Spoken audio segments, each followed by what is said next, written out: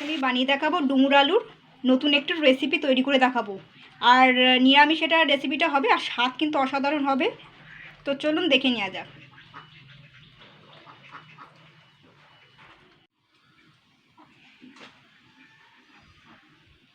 নমস্কার বন্ধুরা, আমি Priyanka, welcome back to my channel. বন্ধুরা, আজকে আমি বানিয়ে দেখাবো ডুমুরে একটি নতুন ধরনের রেসিপি। ডুমুরির তো অনেক রেসিপি করে খেয়েছেন, তো আমি একটু অন্য ধরনের করে দেখাবো যাতে বাচ্চারা খেতে চায়, মানে খেতে পারে। অনেক সময় দেখেন না, বাচ্চারা খেতে চায় না বা অনেকেই খেতে চায় না। তো আমি আজকে একটু অন্যভাবে বানাবো ডুমুরের এই রেসিপিটা। তো এই ডুমুরগুলো কিন্তু আমি সব গাছের কচি ডুমুরই নিয়ে এসেছি। তো এইগুলোকে আমি আর নতুন করে আর কাটবো না। এর যে ভেতর যে বীজটা থাকে না, দানাটা থাকে না, তো অনেক সময় একটু বড় ডুমুর হয়ে গেলে আমি দেখাচ্ছি। তো দেখুন, ডুমুরের যে এই যে ভেতরে যে দানাগুলো কিন্তু একদমই হয়নি।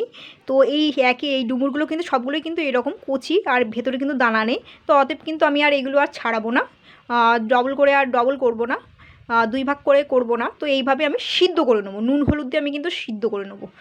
দেখুন, এগুলো কিন্তু পুরো কচি।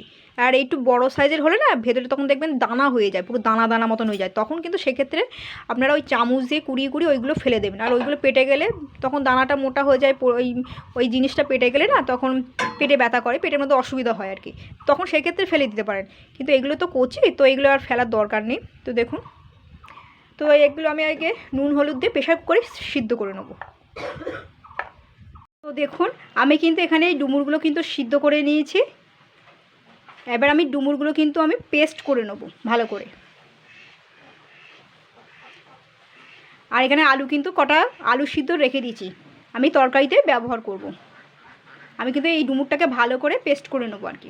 তো দেখুন, আমি কিন্তু ডুমুরটা জল ছড়িয়ে যেরকম যেরকম ডুমুর বাটে, তো সেরকমই বেটে নিয়েছি। আমি কিন্তু জল টল দিয়েই নি, কিন্তু মানে যেরকম ডুমুর হয় সেরকম আমি বেটে নিয়েছি।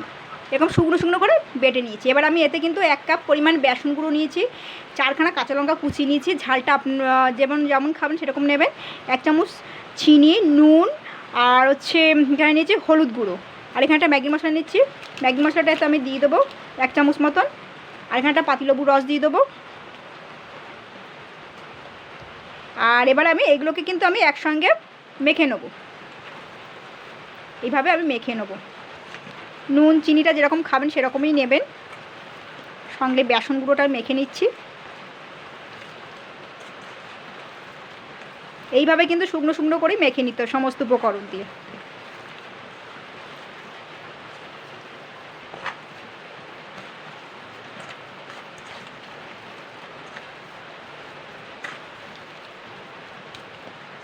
এইটা কিন্তু ভালো করে মাখা হয়ে গেছে। তো দেখুন, আমি কিন্তু মোটামুটি এরকম গোল গোল করে বলের মতন করে নিয়েছি। দেখুন, আমি কিন্তু এই কড়াইটাতে কিন্তু আগেই তেল দেওয়া ছিল। তো কড়াইটা আমি কিছু একটা ভেজেছিলাম। তো আমি ভাবছি আমি এই তেলটা নষ্ট না করে এই তেলটা থেকে আমি ভেজে নেবো। তো এইভাবে আমি কাবাব মতন করে নেবো, গোল গোল টাইপের। দিয়ে আমি এগুলো দিয়ে দেবো। এগুলো মিডিয়াম আছে ভেজে নিতে হবে। এইভাবে গিয়ে এইভাবে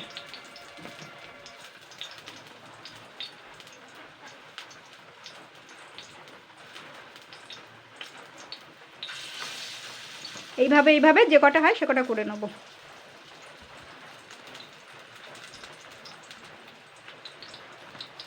এইগুলো কিন্তু আমি সব মিডিয়াম আঁচেই ভাজছি, বেশি আঁচ জোর দেবে না, জোর দিলে কিন্তু পুড়ে টুড়ে যাবে, ভেতরটা কিন্তু ভাজা হবে না।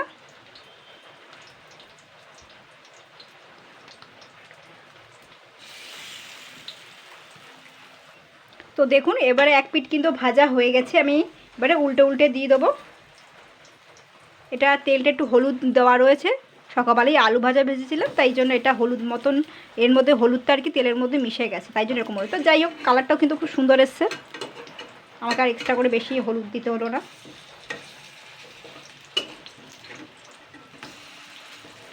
মিডিয়াম আছে কিন্তু ভাজতে হবে।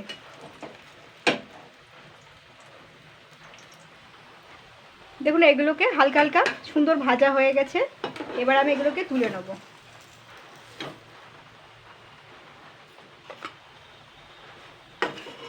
একটু টাইম লাগবে ভাজতে। এবার আমি আবারও যে কটা আছে সে কটা আমি দিয়ে দেবো।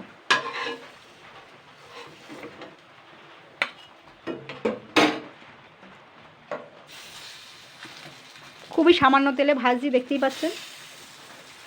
তো আমার কিন্তু বড়াগুলো ভাজা হয়ে গেছে। এবার আমি সেদ্ধ করা আলুগুলো এবার আমি দিচ্ছি। তরকারিটা বানাবো, সাবধানে দেবেন, দেখুন তেল ছিটকাচ্ছে। এবার আমি আলুটা একটুকুনি হালকা করে ফ্রাই করে নেব, মানে সেদ্ধ করা আলু কিন্তু এটা।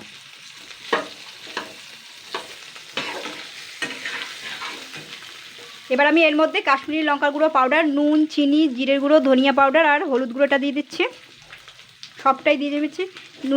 নুন চিনিটা একটুকুনি বুঝে শুনে দেবেন। আর আমি এটা কাশ্মীরি লঙ্কার গুঁড়ো পাউডার ব্যবহার করছি, এটা কিন্তু ঝাল হয় না, রং হয়। এটা আমি জাস্ট 2 মিনিট হালকা নাড়াচাড়া করে নেবো, 2 মিনিট, তার কিন্তু বেশি না। দেখুন 2 মিনিট ভাজা হয়ে গেছে। এবার আমি এতে 2 টাকার যে টমেটো কেচাপ সেটা কিন্তু দিয়ে দিচ্ছি। আপনারা চাইলে টমেটো কুচানোটা ব্যবহার করতে পারেন। দিয়ে আমি জাস্ট 1 মিনিট নাড়াচাড়া করে নেব।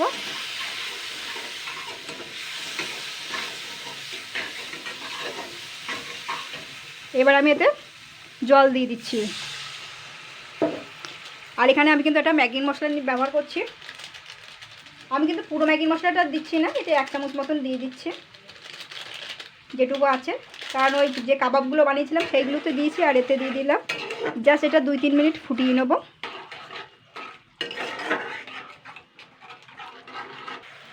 দেখুন তরকারিটা কিন্তু হয়ে গেছে, 2-3 মিনিট ভালো করে জাল করে নিয়েছে। এটা ক্রিমি ক্রিমি ভাব এসছে, দেখুন ঘন হয়ে গেছে। এবার যে কাবাবগুলো করে রেখেছিলাম সেইগুলো কিন্তু আমি এবার দিয়ে দেবো। 4 পিস দেবো, আর 4 পিস আমি শুধু খাওয়ার জন্য রেখে দেবো। আপনারা শুধুও কিন্তু খেতে পারেন। দেখুন এটা কিন্তু একটু হালকা ঝোল মতন থাকবে, একেবারে গায়ে মাখানা, খেতে কিন্তু অসাধারণ লাগবে, এইটুকুনি বলতে পারি।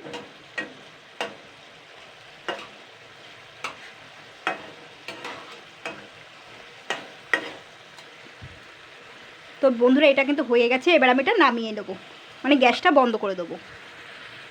দেখুন এটা কিন্তু হয়ে গেছে, আমি কিন্তু গ্যাসটা বন্ধ করে দিয়েছি। 3 মিনিট মতন ফুটিয়ে, 3-4 মিনিট ফুটিয়ে তারপর আমি কিন্তু গ্যাসটা বন্ধ করে দিয়েছি। এটা কিন্তু এরকমই থাকবে, একটু হালকা ঝোল ঝোল মতন।